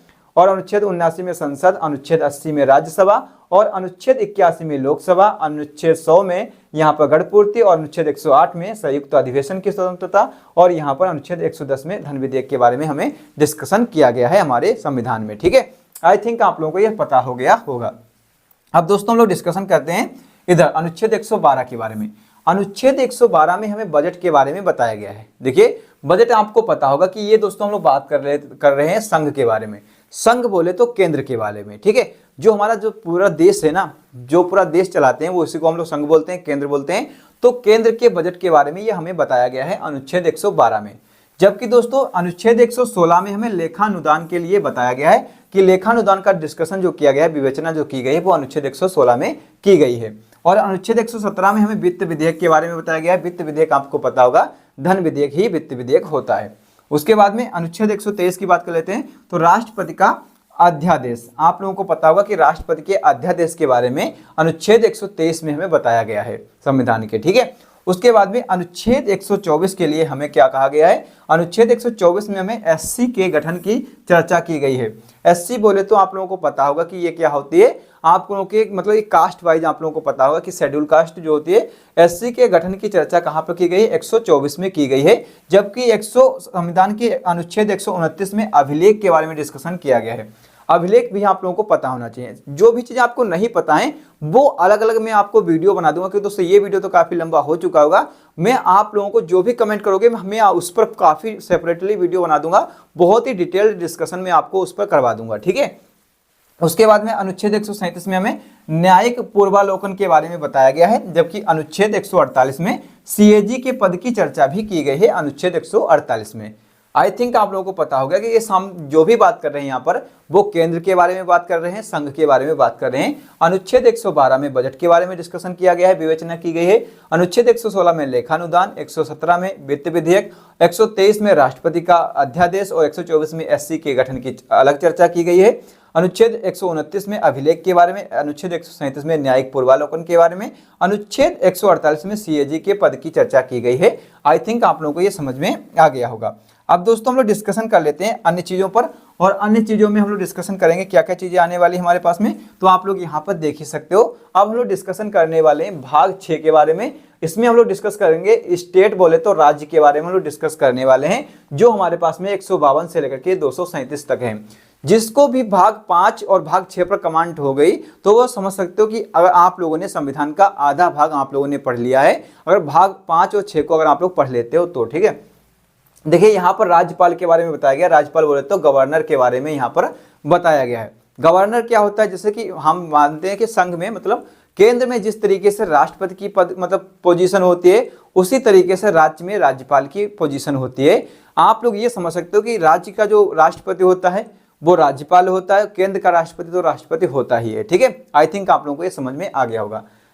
देखिए अनुच्छेद 153 में कहा गया कि राज्यपाल का एक पद होना चाहिए, तो आप लोगों को कहां पर मिलेगा, तो ये अनुच्छेद 153 में मिलेगा कि हमें संविधान में बताया गया है कि राज्य को जिस तरीके से केंद्र को चलाने के लिए राष्ट्रपति इंपॉर्टेंट है, उसी तरीके से राज्य को चलाने के लिए राज्यपाल भी इंपॉर्टेंट है। ठीक है, उसके बाद में अनुच्छेद 154 में कहा गया कि राज्यपाल कार्यपालिका का प्रधान होता है, ये औपचारिक तरीके से होता है। आप लोगों से कहा गया था कि मतलब क्या है, कार्यपालिका का जो संघ में बात करते थे उनका कहाँ कौन प्रधान होता था, औपचारिक प्रधान राष्ट्रपति होता था, लेकिन यहाँ पर राज्यसभा का राज्यपाल कार्यपालिका का औपचारिक प्रधान होता है राज्य में। ठीक है, आई थिंक आप लोगों को पता चल गया होगा। उसी तरीके से अनुच्छेद 155 की बात कर लेते हैं, तो राज्यपाल की नियुक्ति की चर्चा कहाँ पर की गई है, तो अनुच्छेद 155 में की गई है। उसके बाद में अनुच्छेद 159 में कहा गया है कि राज्यपाल की शपथ मतलब कौन दिलाता है, तो आपको पता होगा कि राज्यसभा की राज्यपाल की शपथ के बारे में यहाँ पर डिस्कशन किया गया है। उसके बाद में अनुच्छेद 161 के तहत राज्यपाल की शपथ राज्यपाल की क्षमादान शक्तियों के बारे में डिस्कशन किया गया है। जैसे कि आपको पता था कि वहां पर राष्ट्रपति को जो शपथ दिलाता था वो सुप्रीम कोर्ट का मुख्य न्यायाधीश दिलाता था, लेकिन राज्यपाल को यहाँ पर हाई कोर्ट का बोले तो हाई कोर्ट का मुख्य न्यायाधीश यहाँ पर इनको शपथ दिलाता है। और राज्यपाल की जो क्षमादान शक्तियाँ होती हैं, यहाँ पर राज्य की जो किसी भी मतलब व्यक्ति को अगर कोई भी सजा मिलती है तो उनकी सजा को कम भी कर सकता है और उनकी सजा को माफ भी कर सकता है, लेकिन फांसी की सजा को छोड़ करके। ठीक है, फांसी की सजा जो कम कर सकता है, रोक सकता है, वो सिर्फ राष्ट्रपति ही रोक सकता है। ठीक है, आई थिंक आप लोगों को ये समझ में आ गया होगा क्या क्या चीजें हैं इसमें। राज्यपाल के बारे में 153 में राज्यपाल के पद की गणना की गई है, विवेचना की गई है। और अनुच्छेद 154 में राज्यपाल जो होता है वो कार्यपालिका का प्रधान होता है।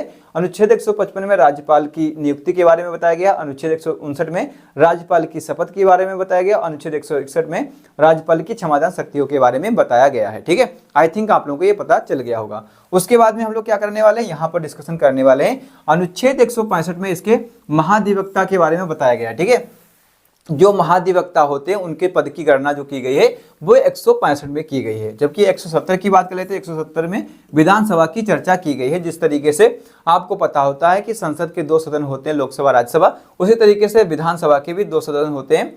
मतलब जो विधान परिषद होता है उसके भी 2 सदन होते हैं, विधानसभा और उसके वहाँ आपको पता होगा विधानसभा विधान परिषद। ठीक है, उसके बाद में हम लोग बात कर लेते हैं अनुच्छेद 171 के तहत, तो यहाँ पे विधान परिषद के बारे में बताया गया है। तो जिस तरीके से हमने आपको बताया केंद्र में लोकसभा राज्यसभा होती है, उसी तरीके से राज्य में विधानसभा और विधान परिषद होता है। ठीक है, उसके बाद में यहाँ पर अनुच्छेद 202 में बजट के बारे में डिस्कशन किया गया है। और दोस्तों यहाँ पर जो बजट है वो राज्य का बजट है, उसमें हमने जो डिस्कशन किया था वो हमने केंद्र के बजट के बारे में डिस्कशन किया था। तो 202 में यहाँ पर राज्य के बजट की गणना की गई, विवेचना यहाँ पर की गई है संविधान के अनुच्छेद 202 में। जबकि अनुच्छेद 213 में राज्यपाल का अध्यादेश जो है, ये आपको यहाँ पर 213 में आप लोगों को देखने को मिल जाएगा कि राज्यपाल का अध्यादेश जो होता है वो आपका यहाँ पर अनुच्छेद जो होता है वो 213 में होता है। जबकि राष्ट्रपति का जो अध्यादेश होता है वो अनुच्छेद 123 में होता है। ठीक है, आई थिंक आप लोगों को ये समझ में आ गया होगा।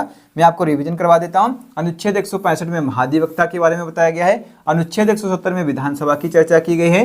अनुच्छेद 171 में विधान परिषद की चर्चा की गई है।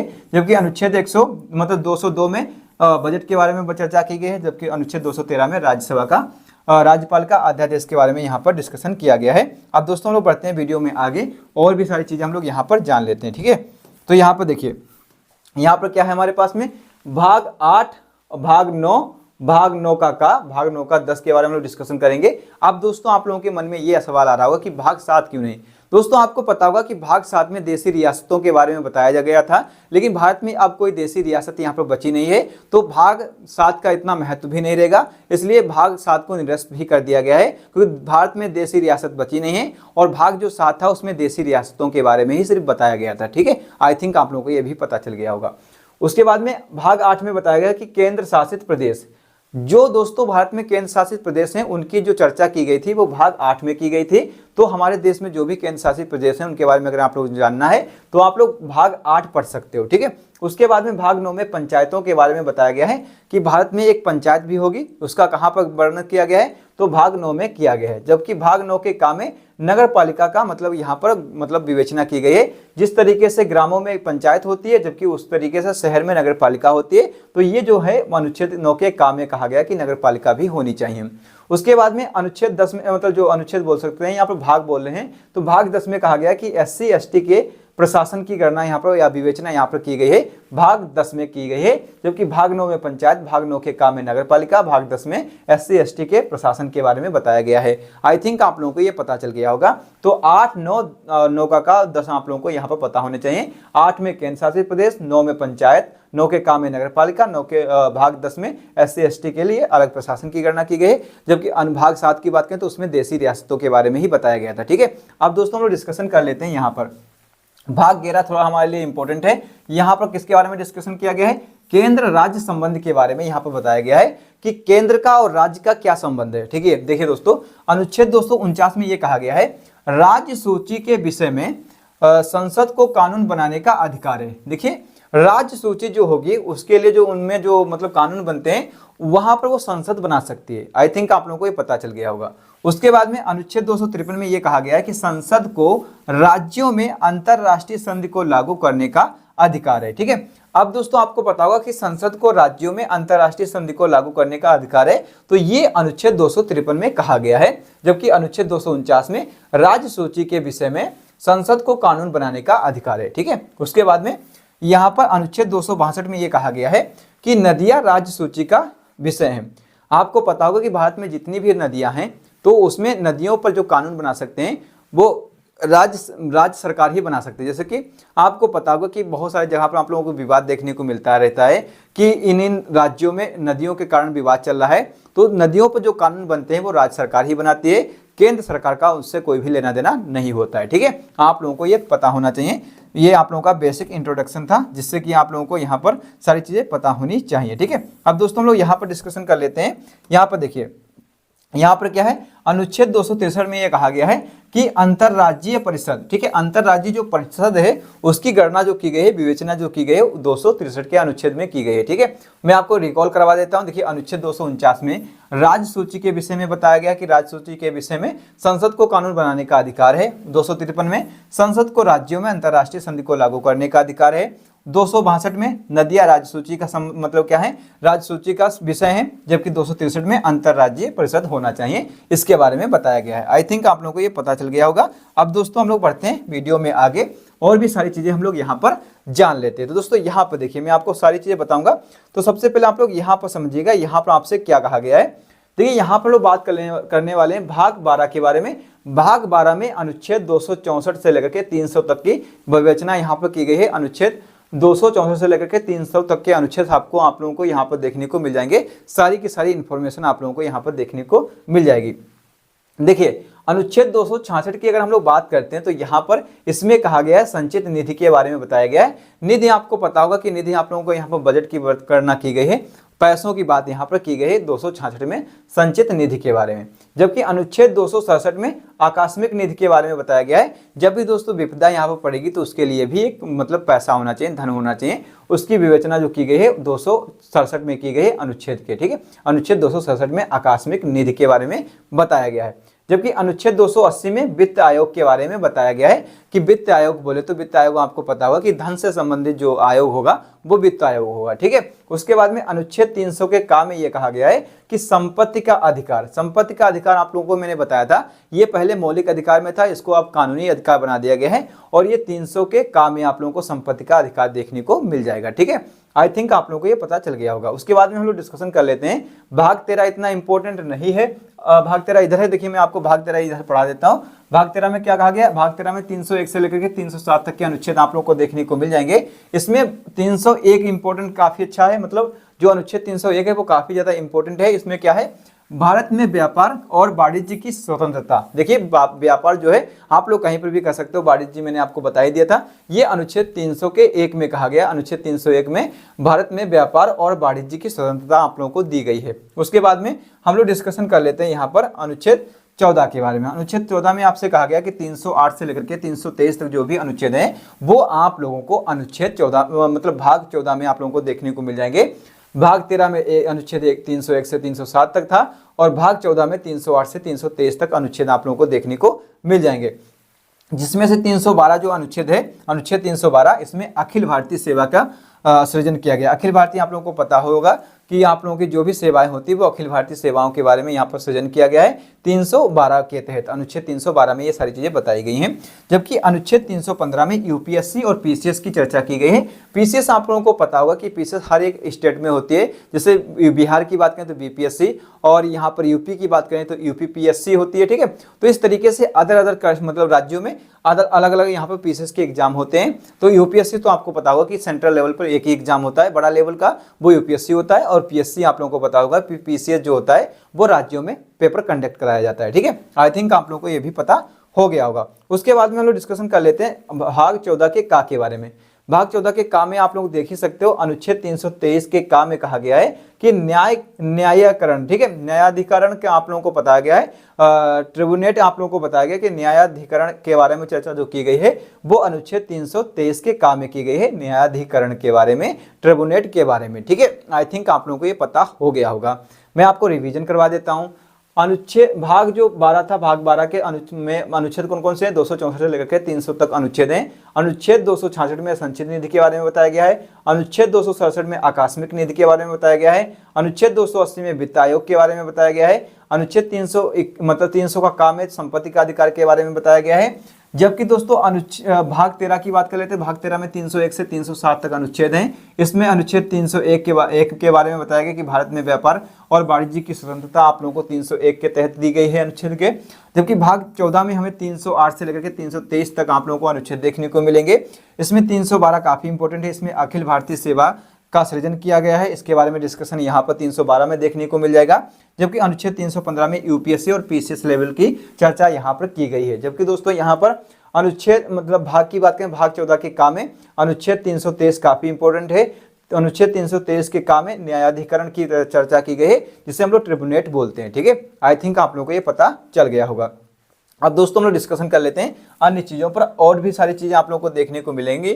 तो यहाँ पर भी आप लोगों के लिए काफ़ी ज़्यादा इंपॉर्टेंट चीज़ें देखने को मिल जाएंगी। तो यहाँ पर हम लोग डिस्कशन करने वाले हैं भाग 15 के बारे में। भाग 15 में आप लोगों को यहाँ पर देखने को मिलेंगे 324 से लेकर के 329 तक अनुच्छेद देखने को मिल जाएंगे। इसमें क्या कहा गया है? अनुच्छेद 324 में चुनाव आयोग की चर्चा की गई है कि दोस्तों भारत में जो भी चुनाव होते हैं उनकी मतलब जिनका देखभाल कौन करेगा? तो चुनाव आयोग ही चुनाव की देखभाल करेगा, ठीक है। तो ये कहाँ पर कहा गया? अनुच्छेद 324 में कहा गया। जबकि अनुच्छेद 329 में निर्वाचन के संबंध में संसद द्वारा बनाए गए कानून को न्यायालय में चुनौती नहीं दी जा सकती है, ठीक है। जब भी दोस्तों बोल सकते हो आप लोग, देखिए जो निर्वाचन होते हैं, निर्वाचन के समय संसद में जो भी द्वारा मतलब कानून बनाए जाते हैं वो न्यायालय में नहीं जा सकते। देखिए जब भी दोस्तों चुनाव होगा तो उससे पहले संसद जो भी कानून बनाती है उन्हीं कानूनों पर ही चुनाव होगा। अगर उसके लिए कोई कानून मतलब उन कानूनों का कोई उल्लंघन करता है और कोई कोर्ट में जाना चाहता है तो कोर्ट में उनकी चर्चाएं नहीं की जाएंगी, ठीक है। तो इस तरीके से आप लोग समझ सकते हो। तो जो निर्वाचन के समय या निर्वाचन के संबंध में कानून संसद द्वारा जो भी कानून बनाए जाते हैं वो न्यायालय में चुनौतीपूर्ण नहीं होते हैं, उन पर कोई भी डिस्कशन नहीं किया जाएगा, ठीक है। उसके बाद में हम लोग बात कर लेते हैं भाग 16 के बारे में। भाग 16 में हमें बताया गया है अनुच्छेद 330 से लेकर के 342 के बारे में। देखिए अनुच्छेद 330 से लेकर के 342 तक जो अनुच्छेद हैं वो भाग 16 में हमें बताए गए हैं, जिसमें से सबसे इंपॉर्टेंट अनुच्छेद है 330।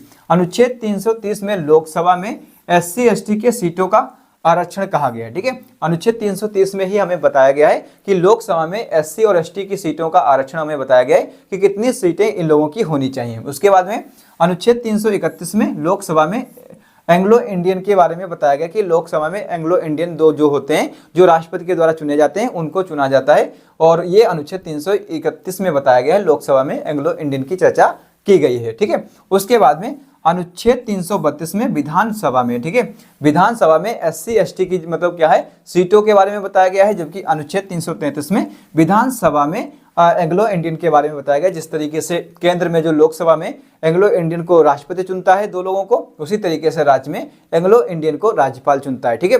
दोस्तों इनका अब मतलब ज्यादा रोल रहने गया है, इनको शायद हटा दिया गया है, ठीक है।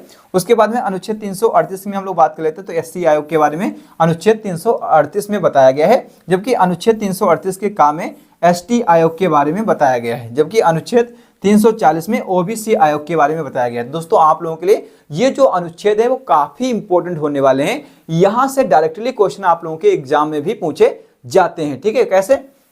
देखिए मैं आपको यहां पर एक बार रिवीजन करवा देता हूं। देखिए आपको मैं इधर से ही बता देता हूं। देखिए अनुच्छेद जो हम लोग भाग बात कर लेंगे भाग 15 में अनुच्छेद 324 से लेकर 329 है, 29 तक आप लोगों को यहाँ पर देखने को मिलेंगे, जिसमें से अनुच्छेद 324 में कहा गया है चुनाव आयोग की चर्चा। देखिए जब भी चुनाव होंगे तो चुनाव आयोग ही उनकी देखभाल करेगा। और अनुच्छेद 329 में निर्वाचन के समय के जो संबंध में संसद द्वारा जो कानून बनाए जाते हैं उनको न्यायालय में चुनौती नहीं दी जा सकती है, ठीक है। उसके बाद में यहाँ पर देखिए भाग 16 में क्या कहा गया है, यहाँ पर 330 से लेकर 342 तक आप लोगों को अनुच्छेद देखने को मिलेंगे, जिसमें अनुच्छेद 330 में लोकसभा में एससी एसटी की सीटों का मतलब आरक्षण बताया गया कि कितनी सीटें इनकी होनी चाहिए एससी और एसटी वालों की, ठीक है। उसके बाद में अनुच्छेद 331 में लोकसभा में एंग्लो इंडियन के बारे में बताया गया है, जबकि अनुच्छेद 332 में विधानसभा में एसटी एसटी के बारे में आरक्षण के बारे में बताया गया कि इनकी सीटें कितनी होनी चाहिए, जबकि अनुच्छेद 333 में विधानसभा में एंग्लो इंडियन के बारे में बताया गया है, और अनुच्छेद 338 में एससी आयोग के बारे में बताया गया है,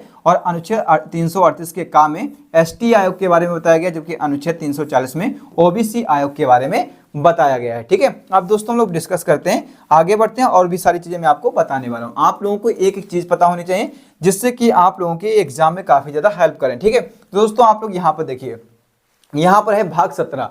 अब भाग 17 में यह बताया गया कि जो राजभाषा के बारे में हमें बताया गया है भाग 17 में, देखिए इसमें अनुच्छेद कौन कौन से इंपॉर्टेंट है। तो अनुच्छेद 343 जो है वो संघ की राजभाषा हिंदी है, इसके बारे में बताया गया है कि जो संघ की राजभाषा हिंदी है इसकी जो गणना की गई, इसकी जो विवेचना की गई है वो अनुच्छेद 343 में की गई है, ठीक है। उसके बाद में अनुच्छेद 351 में ये कहा गया है कि हिंदी भाषा का विकास करना। देखिए भारत में हिंदी भाषा का विकास जरूरी है, इसलिए हिंदी भाषा का विकास करना चाहिए, ये अनुच्छेद 351 में कहा गया है। जबकि दोस्तों हम लोग बात कर लेते हैं भाग 18 के बारे में, इसमें आपातकाल के बारे में बताया गया है। अनुच्छेद 352 इसमें काफी इंपॉर्टेंट है, इसमें राष्ट्रीय आपात के बारे में बताया गया है। जैसे कि आपको पता होगा कि राष्ट्रीय आपात, आपको पता होगा कि जैसे कि भारत और चाइना का युद्ध हुआ था तो उस समय इमरजेंसी लगी थी, तो इस तरीके से ही आपको पता होगा कि यहाँ पर आपातकाल के बारे में भाग 18 में बताया गया। अनुच्छेद 352 में राष्ट्रीय आपात की विवेचना की गई है। उसके बाद में अनुच्छेद 356 में राजकीय आपात की मतलब विवेचना यहाँ पर की गई है। जिस तरीके से राष्ट्रीय आपात होता है उस तरीके से आप लोग समझ सकते हो राजकीय आपात भी यहाँ पर इसकी भी विवेचना की गई है। और अनुच्छेद 360 में वित्तीय आपात की मतलब विवेचना यहाँ पर की गई है। वित्तीय आपात आप लोगों को पता होगा कि धन से संबंधित आपात जो होता है, जब भारत में धन की कमी हो जाएगी उस समय वित्तीय आपात लगाया जाएगा। और राजकीय आपात में राज्य में जो भी आपदा आती है या जो भी मतलब दिक्कत आती है उसके हिसाब से राजकीय आपात लगेगा। और राष्ट्रीय आपात के बारे में 352 में बताया गया है। और उसके बाद में हम लोग डिस्कशन कर लेते हैं अनुच्छेद मतलब बात करते हैं हम लोग भाग 19 के बारे में। इसमें सिर्फ आप लोगों को प्रकीर्णन के बारे में बताया गया है, मिसलेनियस के बारे में सिर्फ आप लोगों को बताया गया है, ठीक है। इतना आप लोगों को ध्यान रखना होगा, भाग 19 में प्रकीर्णन के बारे में बताया गया है। अब हम लोग बात कर लेते हैं यहाँ पर भाग 20 के बारे में। भाग 20 में आप लोगों को यहाँ पर संवैधानिक संशोधन के बारे में बताया गया। देखिए संविधान में जो भी संशोधन हुए हैं, अगर उनकी जानकारी आप लोग लेना चाहते हो तो आप लोग भाग 20 को पढ़ सकते हो कि संविधान में कौन कौन से संशोधन हुए हैं और कब हुए हैं और कितने कितने उसमें चेंजेस हुए हैं, ठीक है। तो सारे के सारे संवैधानिक संशोधन आप लोगों को भाग 20 में देखने को मिल जाएंगे। उसके बाद में भाग 21 की बात कर लेते हैं। तो भाग 21 में आप लोगों को 369 से लेकर के 392 अनुच्छेद तक आप लोगों को यहाँ पर भाग 21 में देखने को मिल जाएंगे, जिसमें से इंपॉर्टेंट अनुच्छेद जो है वो अनुच्छेद 369 है, ठीक है। इसमें राज्य सूची के विषय में संसद कानून बनाती है, ठीक है। तो आपको पता होगा कि राज्य सूची के विषय में जो मतलब कानून जो बनाती है वो संसद बनाती है, ठीक है। उसके बाद में अनुच्छेद 370 के बारे में यहाँ पर जम्मू और कश्मीर के बारे में बताया गया था। ये अनुच्छेद 370 को ही समाप्त किया गया था। आप लोगों को पता होगा कि इसके तहत ही इसको विशेष दर्जा दिया गया था जम्मू और कश्मीर को, ठीक है। उसके बाद में हम लोग डिस्कशन कर लेते हैं भाग 22 पर। भाग 22 में कितने अनुच्छेद हैं? 393 से लेकर के 395 तक जो अनुच्छेद हैं वो भाग 22 में है। संविधान के भाग 22 में क्या क्या कहा गया है? तो इसमें कहा गया कि अनुच्छेद 393 में पुस्तक नाम, ठीक है, भारत का जो मतलब संविधान है, भारत का जो संविधान है इसका जो पुस्तक का नाम होगा वो भारत का संविधान ही होगा। देखिए जब भी दोस्तों इसमें मतलब इसकी रचना की गई थी, इसका जो सही तरीके से संगठन किया गया था, तो उस समय पुस्तक का नाम जो था वो भारत का संविधान ही रहे। इसलिए दोस्तों अनुच्छेद 393 में ये कहा गया था कि जो पुस्तक का नाम रहेगा वो भारत का संविधान ही रहेगा, इसके नाम को हम लोग बदल नहीं सकते हैं। उसके बाद में अनुच्छेद 394 हमसे ये कहा गया था कि संविधान के लागू होने की तिथि, ठीक है, संविधान के लागू होने की तिथि मैंने आपको बता दी कि 26 जनवरी 1950 थी। ये संविधान के लागू होने की तिथि के बारे में अनुच्छेद 394 में बताया गया था, ठीक है। तो मैं आपको एक बार रिवीजन करवा देता हूँ ये सारे के सारे अनुच्छेदों के बारे में, इनसे इंपॉर्टेंट बनने वाले सवालों के बारे में, ठीक है।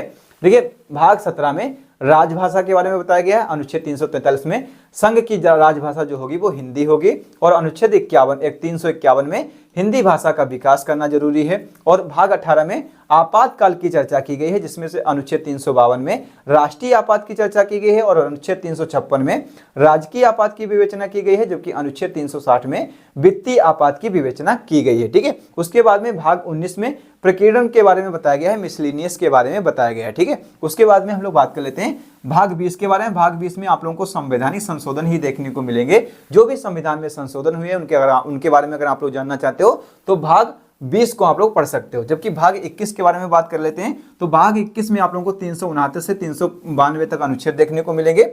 और इसमें से 369 जो अनुच्छेद है वो राज्य सूची के विषय में कानून जो बनाएगी वो संसद बनाएगी, ये आपसे बताया गया है। जबकि अनुच्छेद 370 में जम्मू और कश्मीर के लिए एक विशेष दर्जा दिया गया था, इसको अब आप लोगों के सामने समाप्त कर दिया गया था। ठीक है, उसके बाद में भाग 22 में 393 से लेकर के 395 तक अनुच्छेद हैं, जिसमें सबसे इंपॉर्टेंट जो अनुच्छेद है वो क्या है, 393 है, जिसमें बताया गया कि जो भारत का संविधान है उसकी पुस्तक का नाम भारत का संविधान ही रहना चाहिए। ये यहाँ पर अनुच्छेद 393 में बताया गया। जबकि अनुच्छेद 394 में संविधान के लागू होने की तिथि की मतलब विवेचना की गई है, तिथि के बारे में बताया गया है। ठीक है, तो ये सारे के सारे इंपॉर्टेंट अनुच्छेद थे जो मैंने आप लोगों को आज के इस वीडियो के माध्यम से कराए हैं। अब दोस्तों आप लोग किसी भी एग्जाम की तैयारी करते हो, अगर आप लोग एक बार इस वीडियो को लास्ट तक देख लोगे तो यहाँ पर जो भी दोस्तों क्वेश्चन कराए गए हैं यहाँ से डायरेक्टली क्वेश्चन आप लोगों के एग्जाम में भी पूछे जाते हैं। और जब भी दोस्तों आप लोग किसी भी एग्जाम की तैयारी करते हो तो आप लोगों को संविधान में जितने इंपॉर्टेंट अनुच्छेद हैं वो आप लोगों को पता होने चाहिए। अगर दोस्तों आप लोगों को एक बार में समझ में नहीं आता तो आप लोग वीडियो को दोबारा भी देख सकते हो। और जिस भी टॉपिक में आप लोगों को दिक्कत आती है आप लोग कमेंट बॉक्स के माध्यम से हमें बता सकते हो। हर एक टॉपिक पर मैं आप लोगों को बहुत ही अच्छी तरीके से वीडियो बना करके प्रोवाइड करवा दूंगा। आप लोग समझ सकते हो मैंने एक ही बार में इस वीडियो को शूट किया है, इसके बीच में कोई भी कट नहीं लगेगा, ना ही कोई यहाँ पर रिकॉर्डिंग को रोका गया है। सब कुछ सिर्फ एक ही बार में आप लोगों को शुरू से लेकर के अंत तक बताया गया है। जब मैं इतनी खुद मेहनत कर सकता हूं तो आप लोग क्यों नहीं मेहनत कर सकते हो। आप लोगों को ये सारी चीजें पता ही होनी चाहिए। आप लोग मेहनत करोगे, एक बार में समझ में ना आए तो 2 बार देख लेना, 2 बार में समझ में ना आए 3 बार देख लेना। लेकिन दोस्तों ये सारी की सारी चीजें आप लोगों को पता ही होनी चाहिए, तभी दोस्तों आप लोग एग्जाम में सही क्वेश्चन को करके आओगे। वरना आप लोग इस तरीके से अगर पढ़ोगे नहीं तो संविधान के अनुच्छेद से जो भी क्वेश्चन आएगा वो आप लोग गलत ही करके आ जाओगे। ठीक है, अगर दोस्तों आप लोगों को ये वीडियो अच्छा लगे तो वीडियो को लाइक कीजिएगा, चैनल को सब्सक्राइब कीजिएगा। मिलते हैं किसी नेक्स्ट वीडियो में, तब तक के लिए जय हिंद।